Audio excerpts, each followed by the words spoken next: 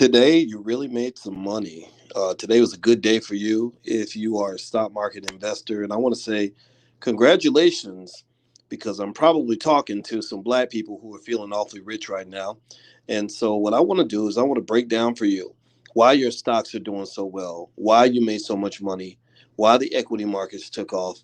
And we're going to talk about all this right now. So, get comfortable, buckle up your seatbelt. We're going to get started on the Black Financial Channel right this second.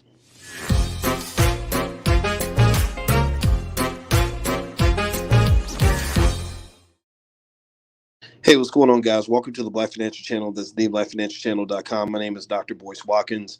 I am your friendly neighborhood finance professor. On the Black Financial Channel, we talk about black wealth and black economics every day, sometimes as much as 10 times a day, under one condition. The condition is that the people I talk to, my people, are black first. Black first means that we put our community at the top of our priority list. Black first means we solve our problems. Black first means we educate our own children, create our own jobs, support black businesses. If you are B1 Black First, put your hashtag B and the number one in the chat. Let me know where you stand. Let me know where you are. Also, feel free to shout out your city too, or shout out the name of your business. Anything that you want to do on this platform is certainly welcome. So I'm going to say hello to the Black Bezos. That's a great name. I like the ambition. Polluted, El Haj, Courtney Tarver, Walner Ferrier, is it Ferrier, like French, 86, and Ben Israel. I'm not going to try to say the first word because I'm going to mess it up, man. I don't want to disrespect your name, brother. So anyway, let me ask you guys this. How many of you made money today? Give me a yes. Everybody, all the money makers, say yes in the chat if you made money and if today was a good day for you. Like the homie Ice Cube used to say, remember, today was a good day. And it's so funny. Since I became friends with Ice Cube, I really had the heart to tell him that even though that was people's most favorite song of all time, the most popular song he ever made, or one of the most popular, it was the song I hated the most. It was literally the song I hated the most. Ice Cube was one of my favorite rappers back in the day, and Today Was a Good Day was completely not my favorite song because it was definitely like too positive. Well, it's not that it was too positive; it was too happy and cheerful. I just felt like, okay, this is the one you're gonna make for the radio, but I like when Ice Cube was hardcore. That was more interesting to me. But anyway, let's talk about the stock market today. So today the Dow jumped 380 points. The Nasdaq went up 2%. That's a big deal. 2% is a big number. Why did it do this? What happened today to cause the market to move the way that it did? Well, let me just give you the Dr. Boyce breakdown in terms of what's going on with the markets. I'm going to read some of this from MSNBC, and of course, give you the interpretation that I see, through my eyes, kind of as a financial guy. So they said U.S. stocks cut their losses and moved higher on Wednesday as the market got past one of the biggest uncertainties heading into year end. The Federal Reserve signaled a more aggressive unwinding of its monthly bond buying as expected by the market and forecast multiple rate hikes on the way next year. So let me ask y'all a little question. Let's do a quick little quiz. If the Fed slows down bond buying, is that going to have an increase? Should that cause an increase in stock prices or a decrease? If the Fed stops buying bonds and slows that down, they call it tapering. Is that supposed to increase stock prices or decrease stock prices? Can give me an answer in the chat. Let me know what the answer is. Exactly. It decreases stock prices, right? So I'm making my point here, right? So this information is not good information for stocks. It's supposed to cause it to decrease, right? Okay, let me ask y'all another question. I'll give you another little quiz. If the Federal Reserve increases interest rates, if they increase interest rates, does that cause stock prices to go up, or does it typically cause them to go down? Increase or decrease? Will an increase in interest rates cause prices to go up, stock prices to go up, or stock prices to go down? The answer is down, baby, down by the roller coaster, right? So think about this, process this for a minute. I need y'all to kind of understand this because I'm making my point. So the two pieces of information I just gave you are both Debbie Downers. Like, both of those pieces of information are not things that should cause the market to go up. They actually should cause the market to go down. Well, if that's the case, if the Fed chairman is dropping all this bad news on you, why in the holy shish kebab? I'm trying to stop cussing because I've been cussing for so many years on this platform, and I'm trying not to do that so much. How in the holy, is the market going up?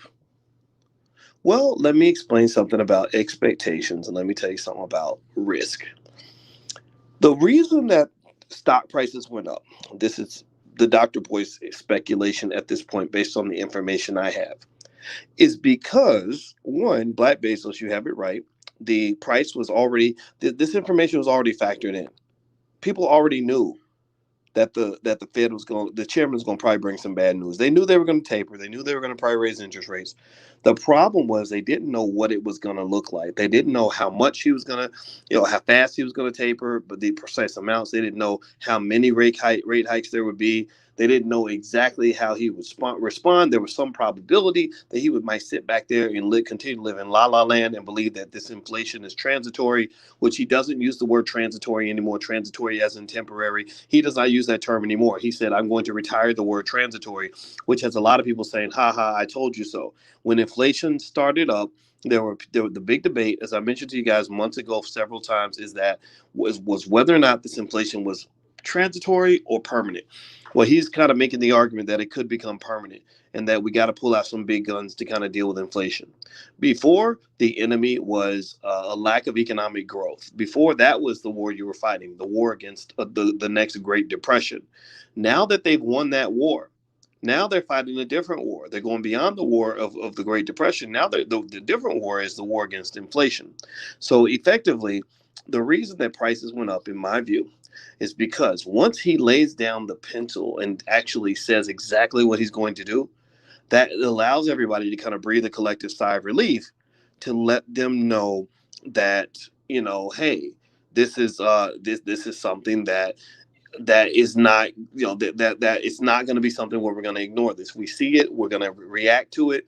You don't have to wonder what we're going to do. Now we're telling you what we're going to do. So that simple reduction in uncertainty, that reduction in what they refer to as information dispersion, is what caused your prices to go up. The market does not like uncertainty. And so in a way, it's kind of like, imagine if somebody somebody goes on trial and then they get found guilty. And then you're like, oh my God, they're guilty, right? So you're already sad. You kind of factor that in. You kind of know they're probably going to get locked up, right? Now, the only question at that point is, what kind of sentence is the judge going to give? Is the judge going to give them 2 years, 30 years, or anything in between, right? So what happens is you have a lot of information dispersion. Even though you know they're guilty, you know they're going to jail. You don't know how the judge is going to react. For all you know, the judge could give them life without parole, or the judge might give them probation. It's very wide dispersion. That's going to create uneasiness. That makes you nervous. When the market gets nervous, prices go down. So once the judge lays down the sentence and the judge comes out and says, you're going to get 8 years in prison, even though you're sad about going to jail, ain't nobody ever been happy about going to jail. They send too many black people to jail. That's why I think that's one of the reasons why we deserve reparations from among many. But at least you know how long you're going. At least you can now make a plan. Do you follow what I'm saying? Do you get what I'm saying? Give me a yes in the chat if you follow what I'm saying. So effectively, what's going to happen is that the Fed is going to stop pumping up the economy. You're going to have a very different stock market next year. All the fly-by-night investors who started investing 6 months ago, 8 months ago, a year ago, who are now calling themselves stock market experts, that the market's really going to test their gangster next year. The market's going to test to see, okay, are you really as good as you said you are? Because now this is not a market like you had before. Before you had a market where almost all the stocks went up, and you think it's because you got the magic formula, when really it wasn't that they had a magic formula. It was that the market itself, all of the entire freaking economy was going insane. So that's why everybody and their mother was making money, and that's why everybody got excited about stock market investing. And as I just told a sister from the final call who just interviewed me about what to expect in 2022, I said that this year in 2021 is that in the stock market, you had a lot of gamblers who were disguised as investors. You had a lot of people that were gambling who thought they were investing. Now the real investing begins. Now the fast money is going to get replaced by the slow money. If you try to go after the fast money, you might get burned and body slammed. You might end up losing all your family wealth, everything you got, all the money you invested, because somebody told you to go put all your money in the latest crypto. And that's not the way to build long-term family wealth. Okay. So effectively, there are companies like Apple that went up 3%. I think that's great. If you bought Apple yesterday, congratulations. I mentioned Apple is one of the stocks that I like for 2022 and beyond. And so let's see, some of the bank stocks got hit a little bit. And so, if you want to know kind of what's going on and what's happening in your portfolio, you feel free to go read some of this information from the chairman Fed. His name is Jerome Powell. One of the things that's interesting, though, is that now they're behaving as if the economy is going to do great. They're kind of reacting now as if our biggest problem is not an economic downturn. Our biggest problem is inflation that comes from an extraordinary upturn. Well, that can all change very quickly if one of these variants of the virus comes out and it's extremely severe enough to cause a shutdown. I would argue that another Omicron isn't going to do it. Omicron don't scare nobody. I'm sorry, it just doesn't. I'm just going to keep it honest with you. I don't know. Let me ask y'all. I'm trying to be fair here. How many of y'all got like scared in your boots when you heard about the Omicron variant? How many of y'all heard about it and said, "Oh my God, we're going to shut down. You know, life might end as we know it. I might die today." How many of y'all knew? How many of y'all felt that way? I bet the answer is no. Most of you probably didn't care much about the Omicron variant. I'm not saying you shouldn't care. I'm just saying that a lot of people don't care. Well, what if another variant comes out that has a mortality rate of, say, 10%?